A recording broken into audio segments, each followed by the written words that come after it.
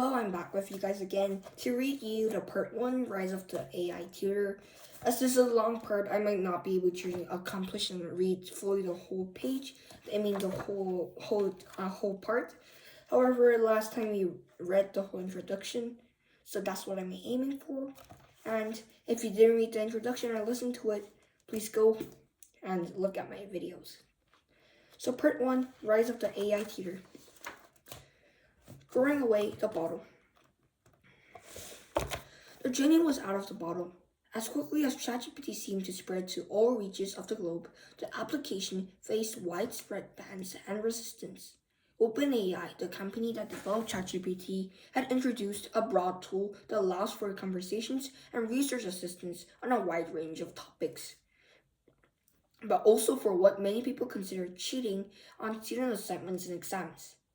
In early 2023, the Los Angeles Unified School District became the first major school system to ban it. Seattle Public Schools were next, prohibiting generative AI on all campus devices.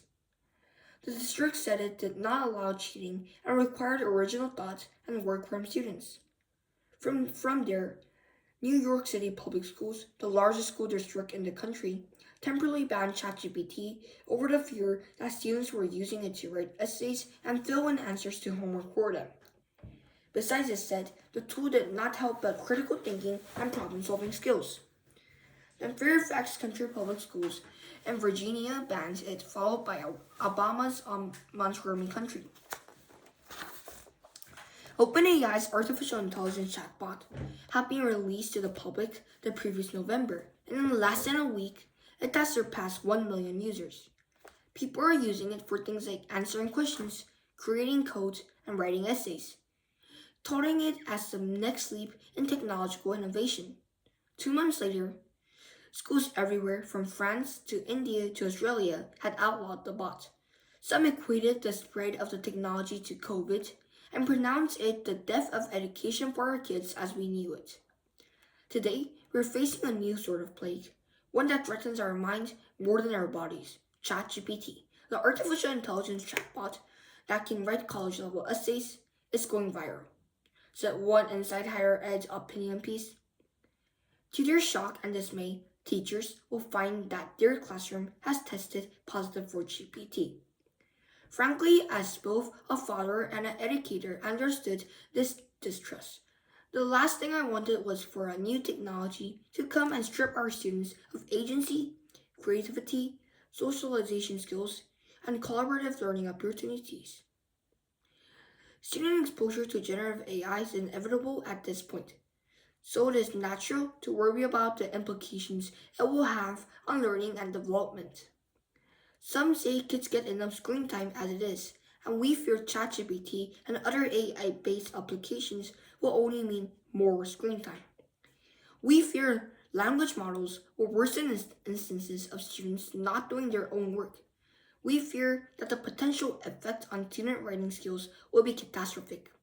If generative AI able to generate text quickly and efficiently for them, we fear that because GPT-generated text pools from millions of online sources full of biased language and viewpoints, the information it lays out in its final form will be biased as well. These are all reasonable fears. However, I've always said that when it comes to technology and education, it is not that technology is good or bad. It is how you use it that matters. Yes, technology can suck you into unhealthy habits. It can help you pay more attention to notifications on your phone than to the people in the room with you. You can easily lose a few hours to social media, only to feel more insecure or triggered as a result. It is not hard to find very dark and disturbing content if you accidentally type the wrong words into search, and sometimes even the right words. That very same technology, though, also allows you to stay in touch with friends and family, whether editing video or writing or coding. It can be a boon for your creativity and a powerful means of self-expression. And closest to my heart, it can be a means to learn and improve yourself. Ideally, we use technology in the education space to enhance social connections, emotional development, and character. We know that the most recent generation of AI can be incredibly powerful. In medicine, AI can assist in diagnosing diseases, analyzing medical records, and providing personalized treatment recommendations. Businesses are using large language models to streamline content generation and automate workflows. In legal and compliance spheres, large language models assist in contract analysis and legal research, generating documents and ensuring adherence to regulations. From developing technical documentation to writing user manuals to creating grant proposals to coding, employing this technology is far more productive than avoiding it. The meme circulating on the internet that reads, "You won't be replaced by AI, but you might be replaced by someone using AI," has some real truth to it. The most successful students will be those who use AI to help make conceptual connections for developing ideas. Students who learn to use AI ethically and productively may learn not only at an exponentially higher rate than others, but also in a way that allows them to remain competitive throughout their careers. They will have a deeper understanding of the given subject matter, because they will know how to get their questions answered, rather than atrophying. Their curiosity muscle will be strengthened. All these skills will directly translate into the workplace too. Those who can steer AI to partner with them and know what great writing entails will be those who get the best outputs from the technology. Those who feed their curiosity will be the most likely to see around corners in the marketplace. Those who can brainstorm with the AI and their colleagues will appear more creative than those who don't use AI or those who completely outsource their work to it.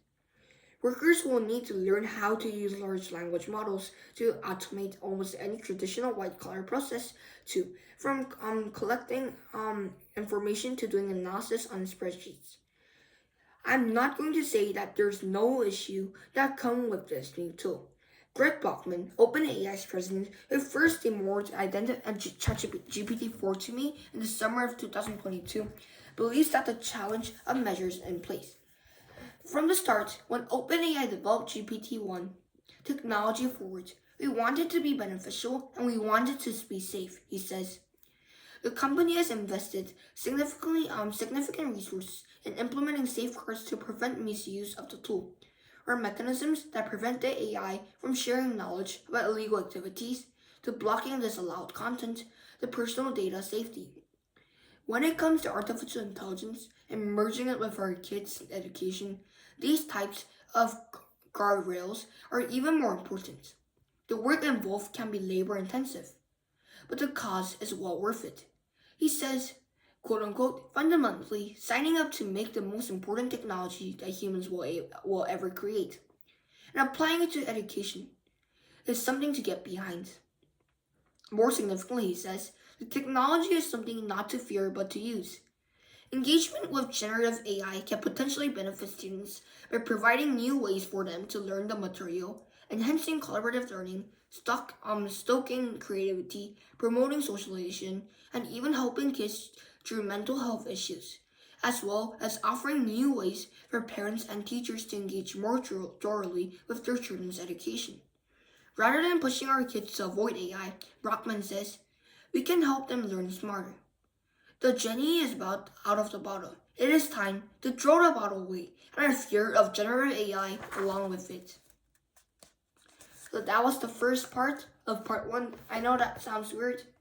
I'm gonna just check yeah, I think we can read it. So let's read the second part of part 1. How to teach everything to everyone. When a hot new technology like GPT-4 comes out, it's important to not use it simply because it is cool. We have to think about what important problems this technology might be able to help solve. Could it help close learning gaps or provide access to quality education, regardless of geographic constraints, economic limitations, or social circumstances? Could it help meet the diverse needs and learning styles of each student where they are instead of the typical one-size-fits-all approach? Could it help address the limited availability of high-quality resources in education systems globally, especially in undeserved or remote areas, or help with problems of student retentions of learning material? Could it help save teachers time and support them better, preventing overwork and attrition in the process? What might it be like if every student on the planet has access to an artificial intelligence personal tutor? An AI capable of writing alongside the students, an AI that students could debate any topic with, an AI that fine-tunes a student's inherent strengths and augmented any gaps in learning.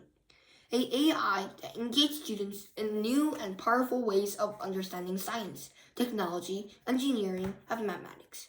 An AI that gave students new ways of experiencing art and unlocking their own creativity. An AI that allowed for students to engage with history and literature like never before. The ideas that emerged from the Hack AI dawn become the starting point for evolution in our thinking of what is possible in education. Our user research teams, product designers, and engineers set out to design a new kind of AI tutor, powered by GPT technology, that works alongside learners as they practice concepts in every subject, along with an AI assistant for teachers too. In the late 2022 and early 2023, Khan Academy began planning to be the first education platform to incorporate GPT-4 in advance of its launch.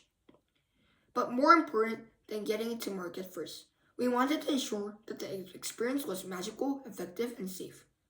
To do so, we needed to get to know the technology by better understanding its capabilities and its limits.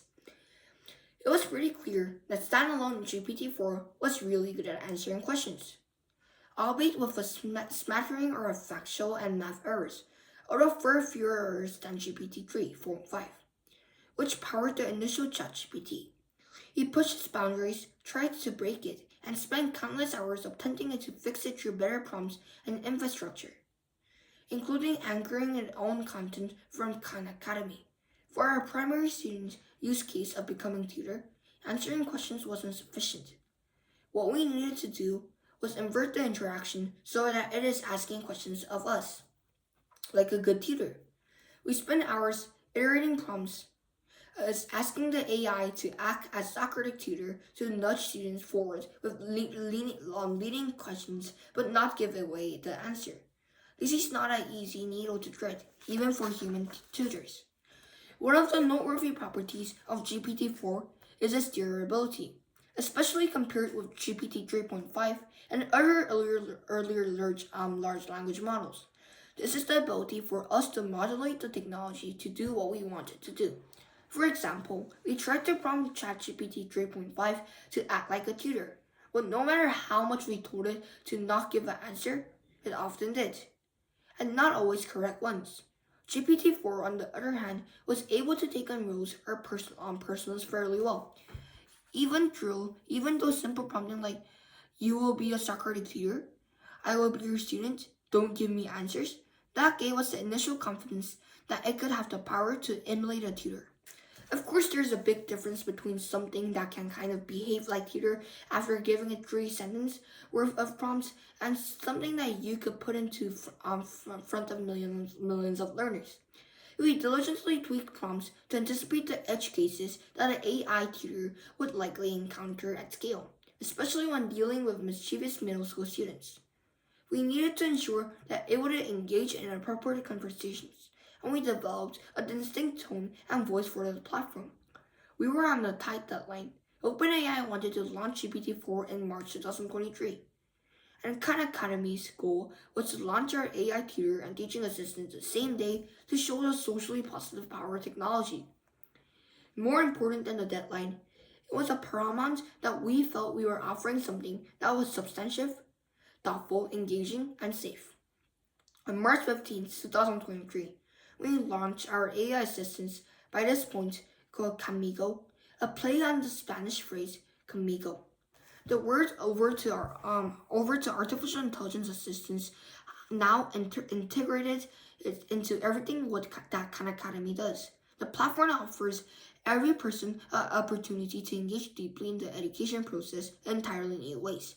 Among other things, it provides a personalized and patient tutor that focuses on the learner's interests or struggles and empowers educators to better understand how they can fully support their students.